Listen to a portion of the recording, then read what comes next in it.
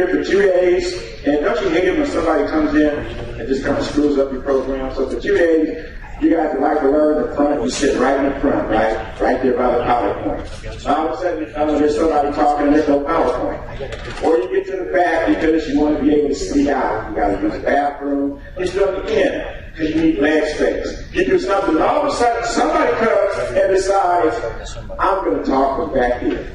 Isn't that interesting? Don't worry, I'm not going to do it the whole time. But that's pretty good. Now I got a new toy as well. But what I'd like to say is a couple of things real quick. For those of you that don't know me, hopefully some of you guys have probably listened to some of our podcasts. Anybody heard any of the podcasts they do with Lee? Okay, well, thank you for listening to that. I know there's been a couple of people here who have actually been in the office speaking with some of their offices. And a couple of people have actually, I noticed, that purchased some of our products, and I appreciate that. Just to give you a little quick background on myself. So I'm not a big background guy, and I don't necessarily believe in telling a whole bunch of stuff about you. I believe in the fact that, people don't really care what you are until they know that you care. So I'll start off with what I feel is my biggest and best accomplishment. My biggest and best accomplishment right now is that for the last 27 years, the young lady in the back is who I've been married to. That's my wife, Tamar. We have three children. Oldest daughter will be 23 here in a few days. Well, next month, in a few days. And we have twin boys that are in college, 20 years old.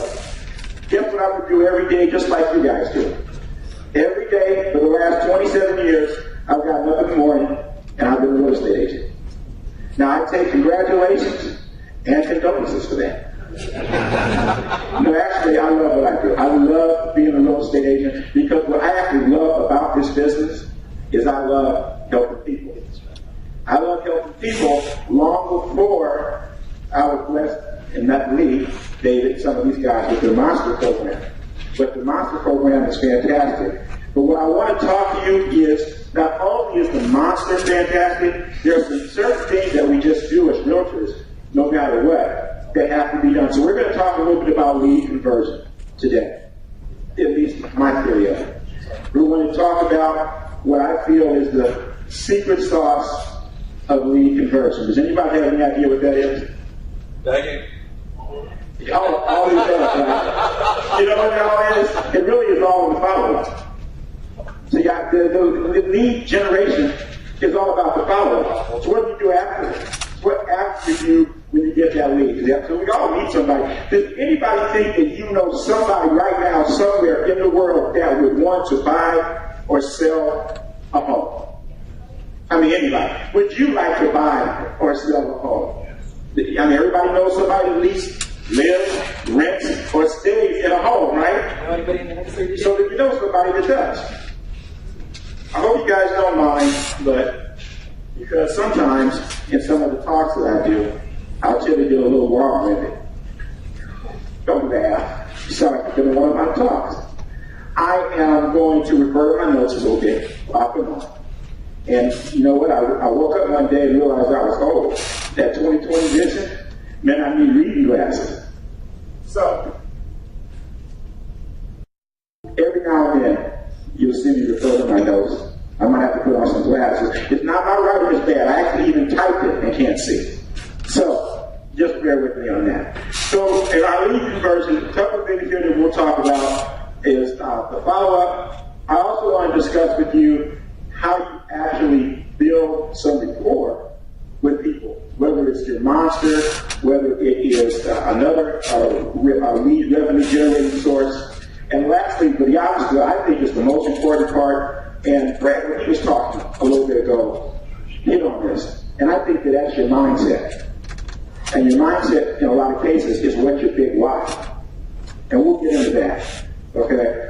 Again, I've been doing this for a long time, so a lot of you guys right now, is there anybody here that has actually been selling real estate as an active real estate person, say more than 20 years? Crappy, I know, you got to get it, right? So keep going. 30 years? Wow. Fantastic. Keep going. 40? 50? Wow. That's it. Congratulations. See? Yes, sir. 58. Wow. So, here we go. So I'm going to say a couple of things right now that some of you might know, and I can talk. I'm not 50 years into it, but I think at 27 I can call myself an old timer or at least a vet, right? See, you guys don't know how much easier it is right now. See, when we first came up, there weren't people giving away secrets. There was no monster marketing events to come to. There were no certain types of things you could come and get information. I mean, we came up at a time when the lockbox really was a lock and a box. Can you imagine getting on your NOS and they're not getting any pictures on it? Do you remember the days when the MLS, when you were going to look up a property, there was no pictures? First of all, when the computer came along, it was like active, semicolon, sold. So you had to come up with a code just to get up properties. All of our properties in the area I served were on sheets. Sheets came out twice a week. You got what we call a daily on Tuesdays. You got the summary on Fridays. You used to get to go through that. If you were looking for notices of default, if you were looking for distressed properties, you know where you went to find them? You went to the courthouse. That's right. You went to the county records. You went to places that, now you got stuff, we're sitting here and people talking about megas and realty tracks and everybody sitting around here taking pictures of me and doing stuff on Facebook while I'm talking, and you guys got all this stuff going on. You guys, we didn't have any of that. You guys know how good it is right now. How good it is for you to get information, to get data, to be able to get out and to be able to service these people. I mean, when I came up, and we're talking about lead follow-up, new school now. What's the new school way as far as lead follow-up? You meet somebody now, everybody's on social media, right? You want to meet, I don't care how you get this person, but you want to get someone to get them as a friend real quick. Say you're at the Starbucks. Say you're at the door. You're talking to somebody. You just meet them. You guys go to report. How do you then begin to follow up with that person? You want to know a good idea? I think, what if you friend them? What if you friend them on Facebook, but you friend them right then? You're there having coffee with somebody. You guys are building a rapport up. And all of a sudden, they get a friend request on their phone from you that they just met. Do you think they're going to not confirm you? I mean, they feel guilty. They feel guilty to not confirm you, right? They're going to confirm you. Are you now able to begin to, quote-unquote, build a relationship with that? Absolutely. Of course you are. You meet somebody. You've gone to the door. You've done your monster. You've done whatever the case, whatever it is that you're doing. For whatever reason right now, those people didn't sign a listing agreement with you. Then. See, that's one of the biggest things. We're in a society right now where everybody wants instant gratification. You know, we could not do microwaves. We want stuff done right now. You know, you go to, and there's nothing wrong with it. When I started off in the business, obviously some of the people here that have been in this a little bit longer, you guys know the Sweat Hogs and the Floyd Witness. How many of us started off doing that? Or how many of you guys maybe have heard of Mike Ferry, done some of the Mike Ferry system stuff? And all that stuff works, by the way. All that stuff works. As a matter of fact, you know what? It taught me how to actually treat my business like a business initially. But it taught me with that I had the disease. Oh, you guys got it too. You guys got it. You know what disease you have? You have an independent contractor disease. What does that mean? That means that you can go around all day and do nothing. My broker can't tell me what to do. I ain't got to do nothing. I'm my own boss. I get to make my own schedule. You know what that really means in my world? That means you get to make no money. Because see, if you work at Home Depot, if you work for whatever type of, and take a sales position, if you were to work somewhere and to make the type of money that we have the ability to make, my first question is, with what you do on a daily basis, would you hire yourself? If the answer to that question is no, I mean, think about it, right? Think about it. When we're talking about lead conversion and we're talking about doing stuff, it's not a matter of fact that there's some secret sauce. Because what Lead's Monster program does better than the other programs that are out there right now is they get you to the door, they get you face to face. Lee and I were laughing out in the hallway because beginner and tell you, remember, when he started his monster a while back, I got in the program, and he actually initially told me over the phone when my first conversation was, I had asked him how legitimate the program was and some other questions and some stuff that's going through some of you guys' mind right now. And Lee basically told me that he was writing me a check, sending me my money back, and like, don't call him ever again. And I'm like, dude, what are you talking about? I've got a question. That was a question. I mean, you guys got a new version of Lee Harris in 2015. You got the new Lee. Trust me on that, okay? I'm like, are you kidding me? Dude, I wouldn't have want to do the program if I had a question. Right? Had a question. But no, seriously. In the course of doing it and doing your follow-up, is Lee's getting you to the door, and he's getting you with people that, number one, have raised their hand and know that they need help. You know that they need help. That's the difference. And I don't care whether you're working in Inspire, I don't care whether you're working in Brazil, I don't care what you're working. The key is that you're working with someone that needs your help. Don't worry about the people that don't. Just worry about the people that do. Am I correct? So now when you go to I want you guys to think about this for yourselves. Have you ever been in a situation where there was something that you wanted, something that you may even need, but you just didn't necessarily want to do it right then? I mean, it doesn't necessarily even have to be something as emotional as what's going on with people's homes. I mean, it could be like buying a TV. You know, I want that big screen. I like that big screen, but I'm not buying it today.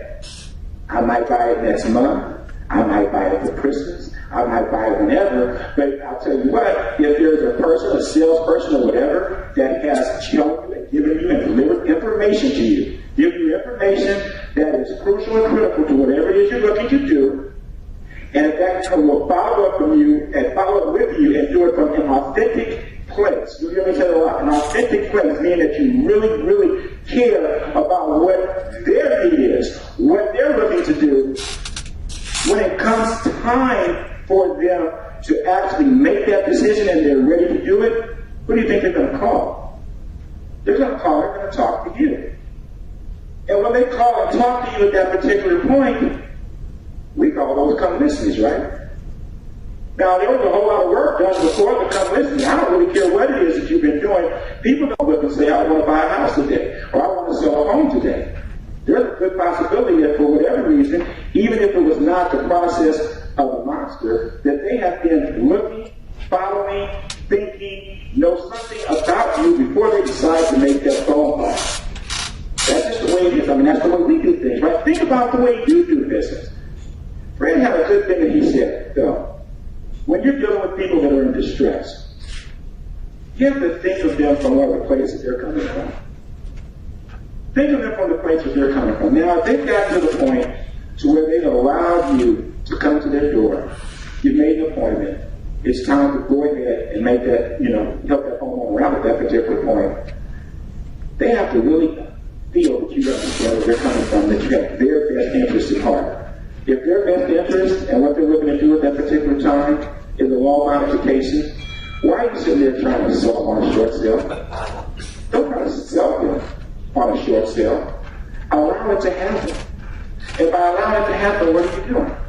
First thing you're doing is you're providing information. One of the biggest things, in my opinion, in lead conversion, no matter what it is and whatever type of way that you generated that lead, is to provide information. Now, I'll tell you something I still do today. I still to today, when people come, you go on my website, you can go on our site, you can get quote-unquote a free loan modification packet. And guess where I got that loan modification packet from? I got that out of one of these original monster programs where he said, hey, you can download this and you can use it, and you put your own tweaks to it, add some stuff to it, make it beneficial for yourself, and you can use that. But guess what I did different than a lot of other people did? I used it.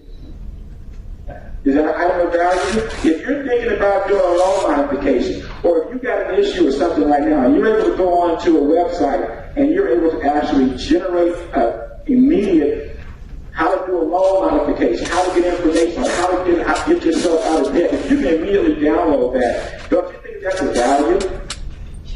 Now, if the value that I provided to someone at that particular point, and I continue to do follow-up, is there a stronger possibility that I would have the opportunity to help service that family than maybe someone else that just came and knocked on their door and said, you know what, I'm a multi-million-dollar producer, and I'm the top #1 agent in this company, and blah, blah, blah, blah, blah, blah, blah, blah, and they just start to throw up and spit all over people? Did you think that maybe someone that's giving them some value of some sort is going to have a better opportunity?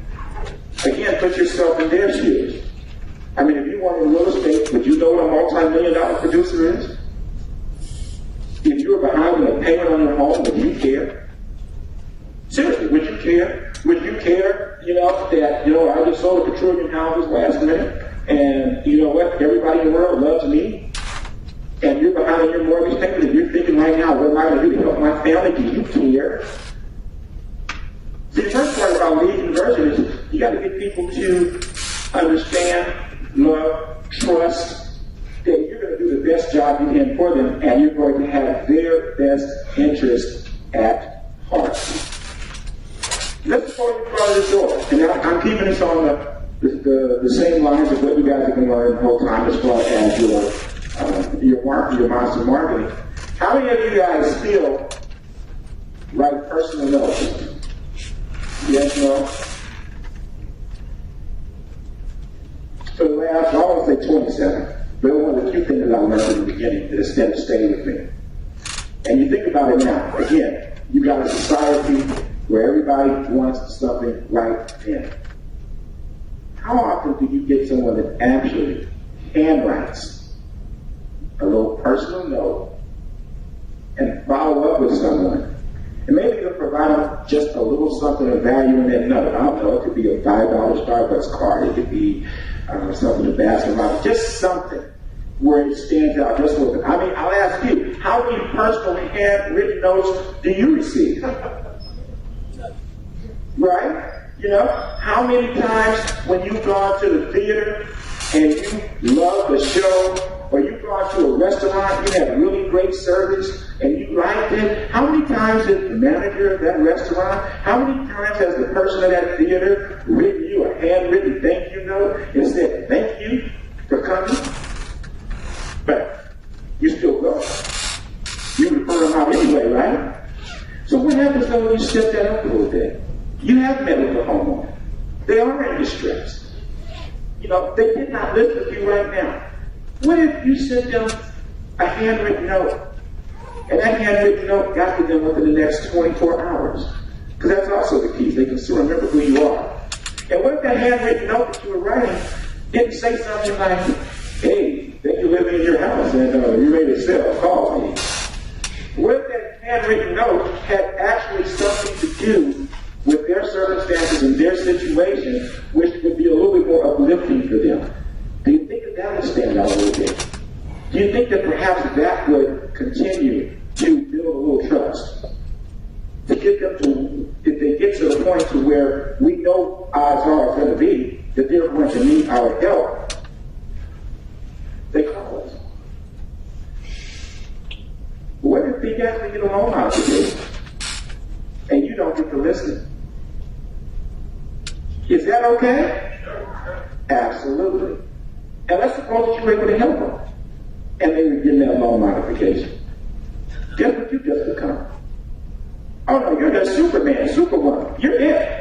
Do you think that they will maybe tell someone else because you think that they might have a family member, a friend, or someone that might need some help? But if they don't need help, they were just talking about real estate and they came up and said about this awesome real estate person that helped us through this time of need. And when they helped us and they asked them, how much did you pay them? They said, oh, we didn't pay them anything.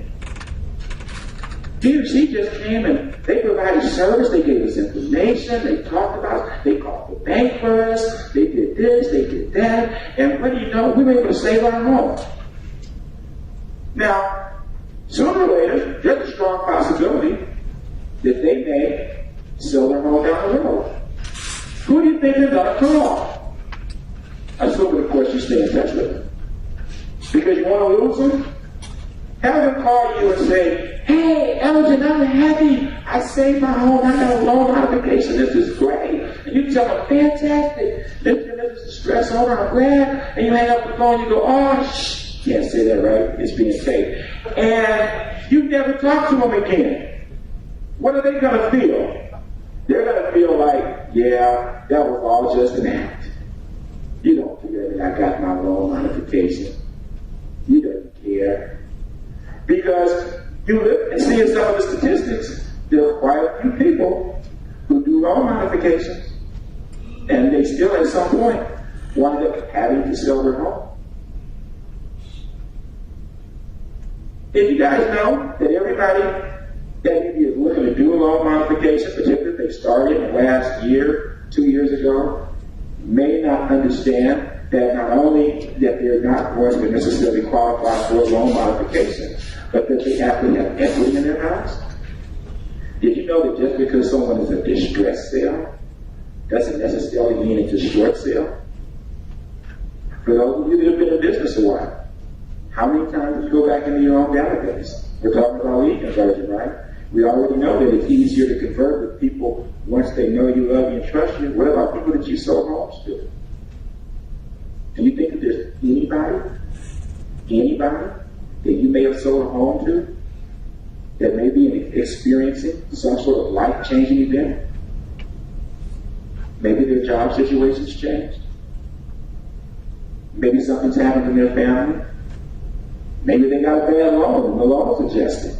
I don't know. But have you reached out and talked to them? I mean, you might say, well, they should call me. But you know what? No, it doesn't. It doesn't work out because you think about this. What's one of the first things that people won't call you? Their ego. Their pride. They're embarrassed. They're ashamed. One of the first things that you don't want to do is they don't want to reach out to you. They don't want you to know that they feel like they're failing right now. They're not looking at you as someone that can help them with their problem. They're looking at you as one more person that they're embarrassed and scared to reach out and talk to. You want some lead conversion? Talk to some of those people. Talk to your family. Now, I can sit up here and be very honest with you, and I can talk to you about scripture dialogue. I can talk to you about all the slick talk. I can talk about all that. I got teach scripture dialogue classes. Well, you throw them out right now, and I'll tell you, I can knock them down. But you want to make your best scripture dialogue? To be authentic. Be authentic. Now, obviously, we need to have some skill set. We need to have some skills. We need to be able to answer some questions. But when you're talking about really converting your leads, be authentic with them. Tell them the truth. Tell people the truth with the place where you're coming from, again, is going to help them, not help you. You cannot go into someone's home and you're talking about doing business with them. You cannot take a buyer and begin to show them homes and talk about purchasing and writing up a contract. And in the back of your mind, you're thinking about paying your visa. You're thinking about paying your mortgage. You're thinking about the now, we all have these things what we all have as part of life. But when you're sitting in front of a customer, you can't be that. I mean, think about it. What if you went to the doctor and now you need an operation? And let's suppose it's a life-threatening operation. Do you want the doctor to be concentrated, focused, efficient, and intense upon the operation of what you're going to do to save your life? Or do you want the doctor sitting there operating on your heart? And in the back of his mind, he's thinking, man, I got to get over here because I got to go online to pay his visa bill. Or I got to go over here because my car payment's due. I got to, do you want that type of a mindset? Do you want that coming from a person who's trying to help you? You see? You can't have that from someone when you're going out to help them. You're going out to help them. You got to be present at the time. You got to be in the moment, and you have to authentically be coming from a place that your goal is to help that customer the best way that you possibly can. Now, so I'm going to talk a little bit about mindset that you guys probably notice. Stepping out of my box. I think we all step out of our boxes a little bit. Is I actually wrote a couple of books. I was was told I'm supposed to put them close to my heart. That's what they tell you in speaker school. But on a serious note, I did this, one, because I think that we as realtors in particular, we don't come from an authentic place too often when we're dealing with customers. And part of that is because we don't train ourselves initially on what we should be doing, how we should be doing it, and that we just don't think about things in the right fashion. You think about it, whatever you put into your mind, whatever it is that you're thinking about, you're going to attract. That's what you're going to do. I mean, when you hear people here talking about lead generation, when you hear David and some of the guys, they're talking about doing the monster, and they're doing tags, and they're dropping off stuff. They're doing the stuff that they do for the system.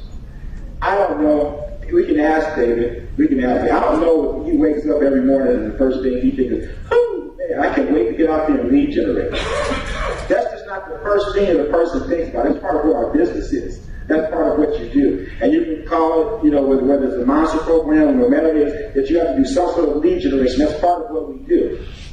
That's part of how we actually earn our living. But that isn't what you wake up in the morning, the first thing you decide you want to do. I know I don't.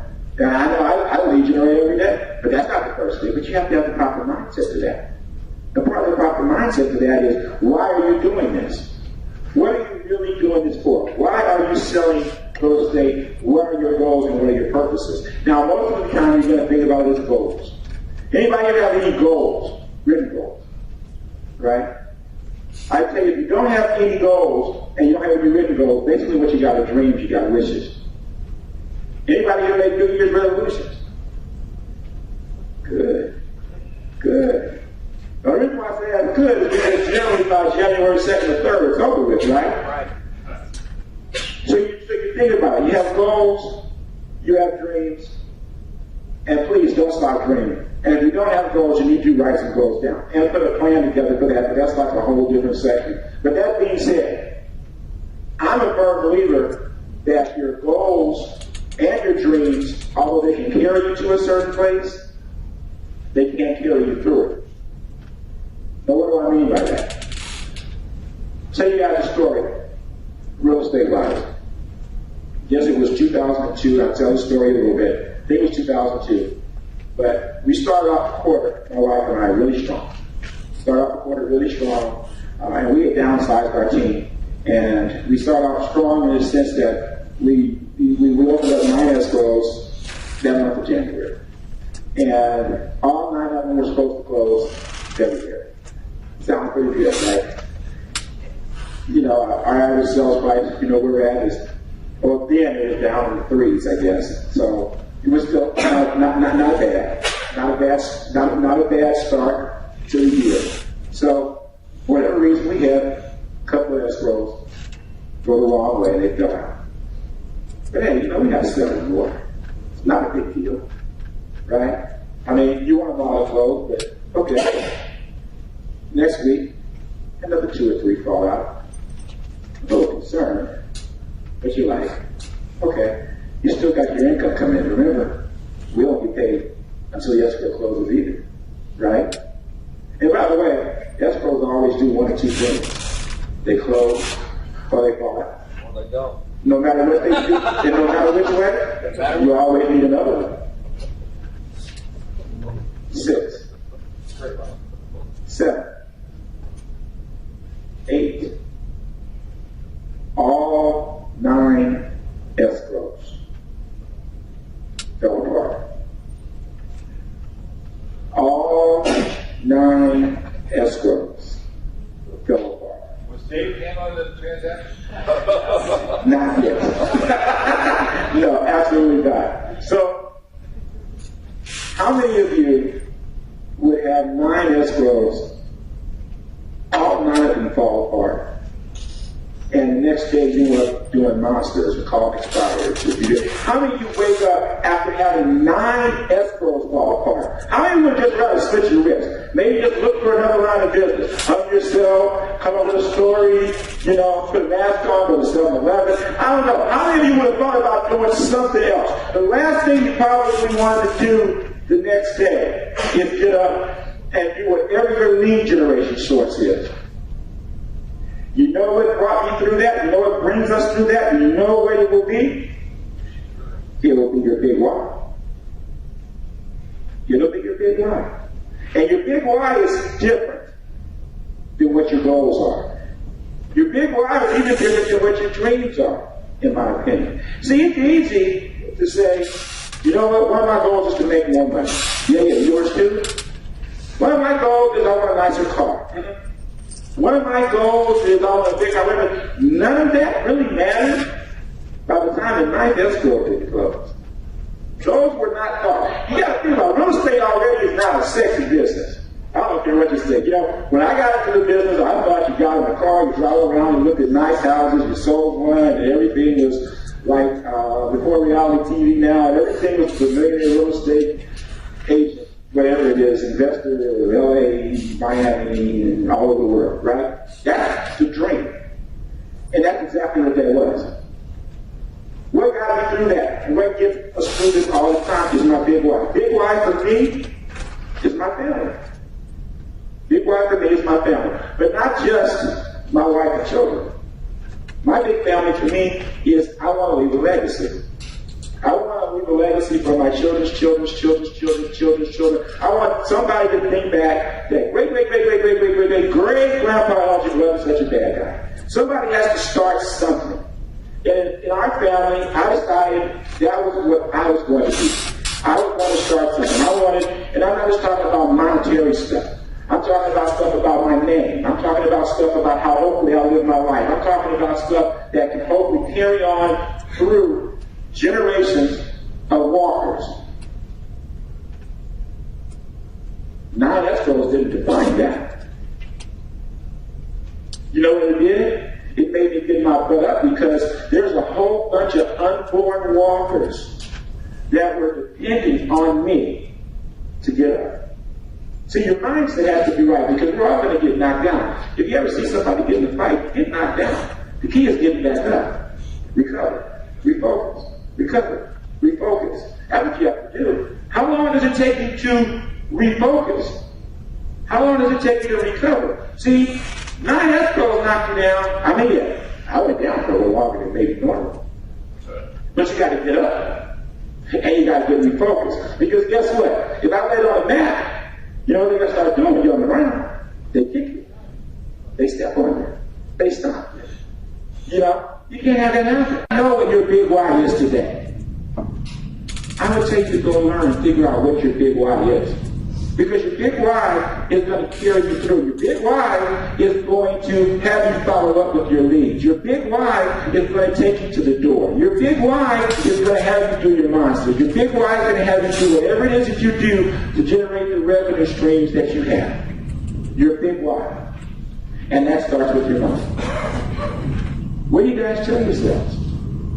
Who here has affirmations? Don't raise your hand. Who has affirmations? You have to have affirmations, in my opinion. What do you tell yourself when things aren't going as good? How do you keep yourself focused? I mean, we all got the disease, right? Yeah, we all got the disease, the independent contractor disease. In my opinion, part of your medicine are affirmations. And everybody has something different. Does anybody care if I share some of mine? No, not that. Does anybody care if I share some of mine? No. Go ahead. I love and honor God first in my life. I'm a good, honest person. I work efficiently, effectively, and with integrity. I honor my family. I keep it as a priority in my life. I list homes and sell homes consistently every month. I love selling real estate. I help families achieve their goals. I call my leads with consistency. I always ask for the appointment. I follow my schedule each and every day. 1 signed buyer or seller contract per week is my minimum standard. I love and honor God first in my life. I'm a good, honest person. I work efficiently, effectively, and with integrity. I honor my family. I keep them as a priority in my life. I list homes and sell homes consistently every month. I love selling real estate. I help families achieve their goals. I call my leads with consistency. I always ask for the appointment. I follow my schedule each and every day. 1 signed buyer or seller contract per week is my minimum standard. That's all that's acceptable to me. When those 9 escrows fell apart, And that part of the day that we all had on our worst day roller coaster. On those times when maybe things aren't going as well as they would go in your personal life for something that's going on. Whatever the case may be, what is it that you tell yourself? How do you recover? How do you refocus? For me, it's the mind. And that's how I get started. So, that being said, it's my turn to step. Mr. Walker. Yes. Thank you very much. I appreciate that. I humbly appreciate that. Thank you. Thank you. I have a couple of things that we have in the back. First is the first book that I wrote, which is How to Keep a Positive Mindset with Challenges on the Table. It's obviously Volume 1. How to Keep a Positive Mindset with Challenges on the Table, Volume 2. I wrote both of these books. They pretty much were written like I thought. They're on sale on Amazon. They're $10 a piece. I also have them on audio, both of them, and they're $10 a piece as well. If you happen to listen to our podcast, right now on podcast, we've downloaded for you, and we normally sell at the offices at $5. I forgot, babe, which one do we have? The loan mods, missed payments, and help with none other than my friend Lee Hunch. Also did a DVD, which is a lead generation DVD that I did live at one of the Keller Williams offices recently. So it's a full DVD. We talk about lead generation to lead conversion of all sorts, and we've normally been selling that for $30. Of course, like everybody else, I have a seminar bonus. My seminar bonus is this, is everything that I just mentioned to you, the 2 books, the 2 audio CDs, the podcast, and the DVD, we're selling today for $99 total. But in addition to that, if you found any value in what we're saying, I also do some coaching and some mentoring. For anyone that signs up today, I am throwing in a 30-minute personal coaching call.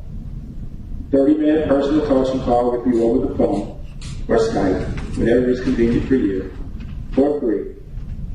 We normally, when I'm doing my coaching, I'm doing it at $150 an hour. So it's a $75 value for the 30 minutes. So if you find some value in it, or if you just want to say hi and smile at my wife, then she'll talk you into the bundle.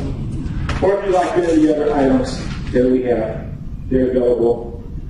Last thing I like to say in closing is that remember, no matter what you're going through in life, it's just a temporary condition because things change. And it truly is, it's a great life. Thank you guys. I hope that you learned something.